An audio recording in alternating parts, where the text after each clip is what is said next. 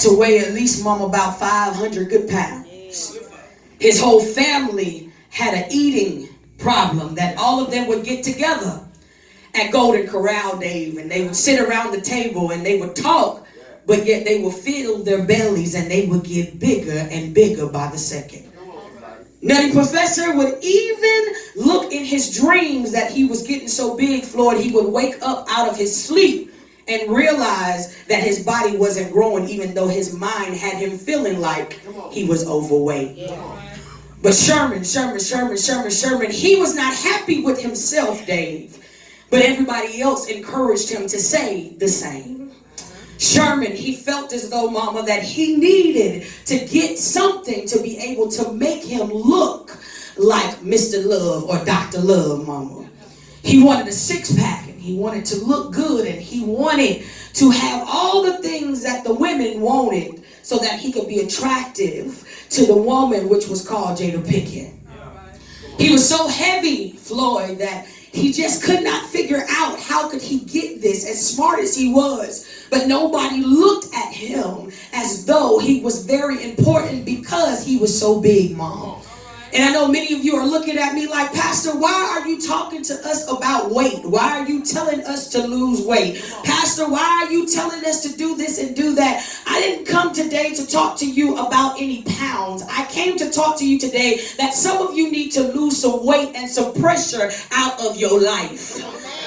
You need to lose some weight out and some pressure out of your life, that there are people and there are situations, even at the 11th day of the year or 12th day of the year, mama, there are some things that are weighing you down and you can't get your breakthrough. You cannot get a deliverance. You cannot get your mind right. You crying every night. You trying to do things, but you cannot get it off of your shoulders. Why? Because you have too much weight around your neck. And I came to tell somebody today, it does not matter, brothers and sisters, what is faced before you. It does not matter, brothers and sisters, what is on your weight or on your shoulder right now. God is a burden bearer, and he can pick every weight up off of your shoulders. All you have to do is allow him to do what he does best.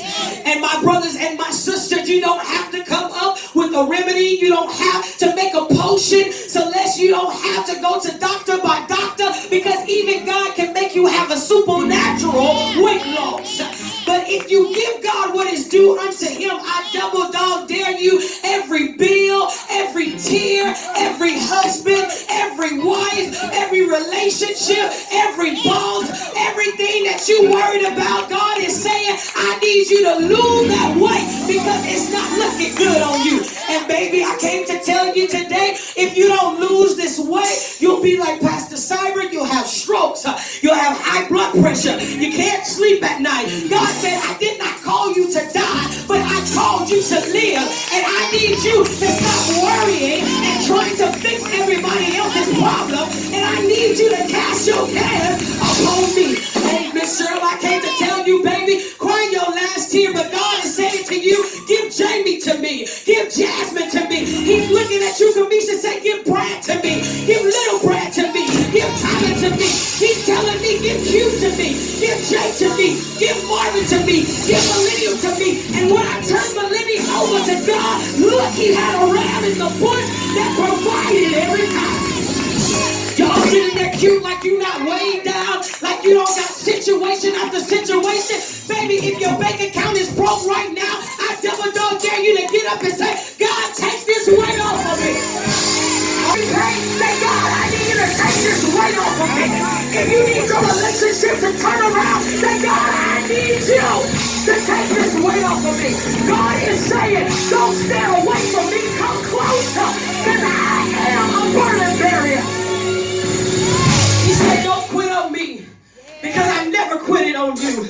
Here Gideon was talking in the text. He said, God said, you got too many people around you, Chloe. Somebody need to look around and say, I got too many people around me. Chloe, what are we talking about? We got so many people around you that when you look around, they're all there, but really you can't see them. Go Everybody is around you, but still you feel empty inside. You still feel lonely and you still feel depressed because God is saying, I'm putting too many people around you, but I'm getting ready to cut some folk off so that you can make it to where I need you to go to. Oh, somebody should be shouting about that. You don't want to cut some folk off, but God said, hey, let me bring you down to this stream right here and I'll do the cutting. Baby, when God get ready to do the cutting, it might be your mama, it might be your daddy, it might be your husband, it might be your wife, but baby, if he cut them off, that means they wasn't no good for you anyway. So cry your last tear, because when God is getting ready to cut off, he's getting ready to advance what he about to take off. Lord have mercy, I feel the Holy Ghost. I came to tell somebody today, he said, go down to the stream and I'll do the cutting. Preach. Because you got too many people weighing you down, mama. I sat there and I looked, Chloe, and I looked at some things that was going on in our lives this week, just my week alone, and I looked at it, and Kendall, and what happened is that I looked at what an anchor is. And an anchor, it sits down in the bottom of the ocean. And it has to hold something in place. Good God Almighty, I'm about to lose it here. I'm about to run. Some of y'all have thrown an anchor because you don't want to move to the next level. You are comfortable where you are. And you cannot move until you pick the anchor up so that the boat can take off to the next destination. But you too busy leaving the anchor there trying to move. And God said you can't move unless I release you from where you are.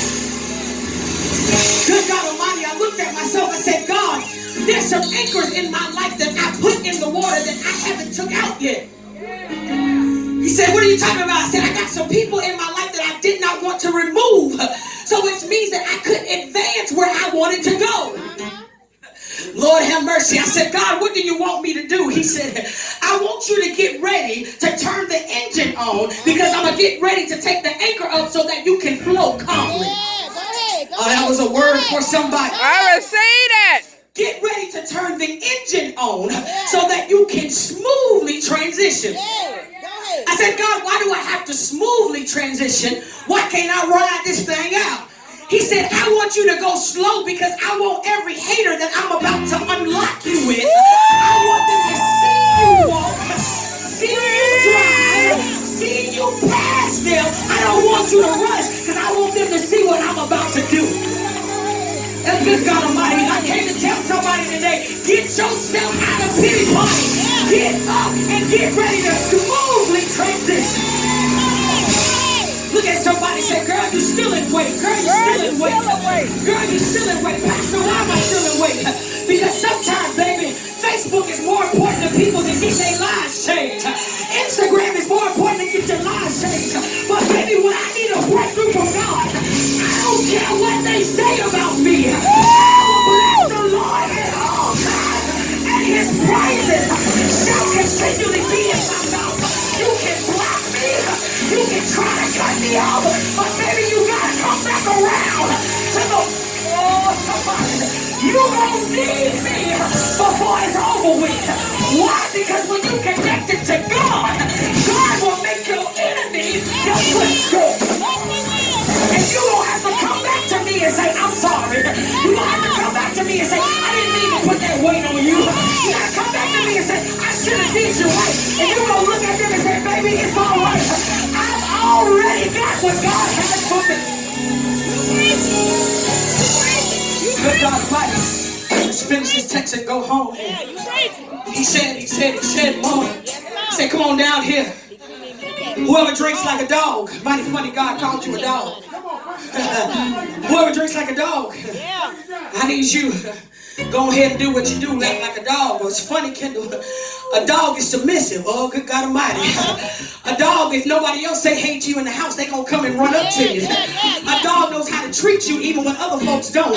So God is calling you a dog. It ain't for discredit. It's to say he knows the right people to pick. Because they'll be submissive no matter what goes on. Then he said, those of you that's just gonna drink, and God spoke to me. He said, okay, which one of them am I going to pick? I said, God, I need you to break this down because I need a revelation, because I need to know if am I the dog or am I the one that put my face in the water if I kneel. And Minister Kendall, everybody would have picked the people that kneel because we would say we were in the posture of God, that we were praying and that we were kneeling. But God said, no, that's what fake church folk do. They only want to do things that seem, but really you far away from where I am.